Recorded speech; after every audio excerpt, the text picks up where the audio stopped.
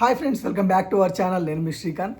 Friends, మన దగ్గర అయితే ఇప్పుడు బయోమెట్రిక్ డివైస్లు అవైలబుల్లో ఉన్నాయి. మీకు ఏ డివైస్ అయినా సరే, మంత్ర కానివ్వండి, మార్ఫో కానివ్వండి, స్టార్టెక్ కానివ్వండి, ఎవల్యూట్ కానివ్వండి, ఏ డివైస్ అయినా సరే. ఎవల్యూట్ అంటే తెలుసు కదా మీకు, బ్లూటూత్ బయోమెట్రిక్ డివైస్.